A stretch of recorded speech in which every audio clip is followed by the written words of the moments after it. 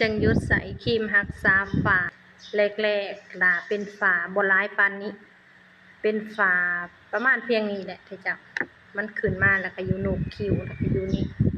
แรกๆดีนะที่จับแรกๆนะใสหลังจากที่ใส่พึงพอใจเลยแหละที่จับคือแบบว่าหนารู้สึกเริ่มใสแต่หลังๆมาดำบ่พอขยายวงกว้างของฝ้าออกมาอีกก็คือที่บอกเนาะนี่ขยายมาแบบใดแถวบ่เคยมีก็มีแถวบ่เคยลงก็ลงเนาะแล้วก็มุมไปหมดบนใบหน้าเพ้อๆก็มาฮอดหลังหูคือตอนนี้นะท้อแห้งที่เจ้าแล้วก็เมื่อยคันมาเว้าเรื่องฝ้าเนาะก็เลยตัดสินใจซะ6-7 ปีเฮาใส่ครีมมาก็บ่เห็นว่าสิดีแถมฝ้าเฮาขยายออกกว่าเก่าล่ะก็เลยตัดสินใจหยุดใส่ครีมณตัวนี้ได้25มื้อแล้วเน้นมาบำรุงรักษาสุขภาพรักษาหน้าแบบอ่อนโยนบ่เน้นขาวไว้แล้วก็บ่เน้นให้ฝ้าจางไว้เพราะว่าเฮาบ่ได้ใส่ครีมแห้งยังล่ะจึงว่าจะมาใส่เป็นสูตรอ่อนโยนเนื่องจากว่าใส่ครีมแล้วหน้าบางแห้งที่จะบางแล้วก็อ่อนแอคิดว่ามันเป็นไปเป็นมาบ่ได้เนาะหน้าเฮาบางปานนี้ล่ะ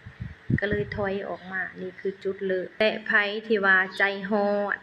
หาครีมรักษาฝ้าแบบใจร้อนแบบเร่งด่วนอยากดีไว้อยากหายไว้อยากให้หน้าขาวไว้ก็มาฟังคลิปหลานก่อนเนาะฝ้าเป็นแล้วบ่หายนะแต่สามารถเฮ็ดให้มันจางลงได้บ่มีคลินิกหม้องใดที่จะบอกว่ารักษาฝ้าแล้วเฮ็ดให้มันหายขาดได้เขาบอกแต่ว่าสามารถเฮ็ดให้ฝ้าจางลงได้จนแนมบ่เห็นเพราะฉะนั้นแล้วเราต้องทำใจในเมื่อเราเป็นฝ้าบ่อยากให้ทุกคนใจร้อนไผที่หยุดใส่ครีมแล้วนะคิดว่าอยากหยุดใส่ครีมอยากเน้นบำรุงแบบอ่อนโยน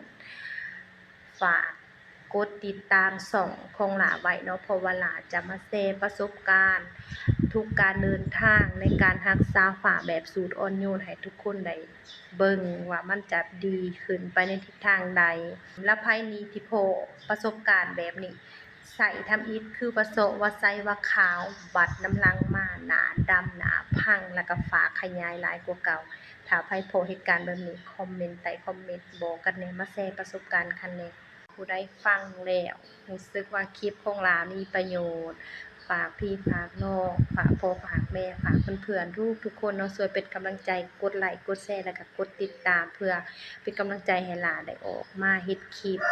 มาเว้ามาลมเรื่องมาแชร์ประสบการณ์ให้กับพี่น้องทุกๆคนเด้อขอบใจทุกคนบ๊ายบาย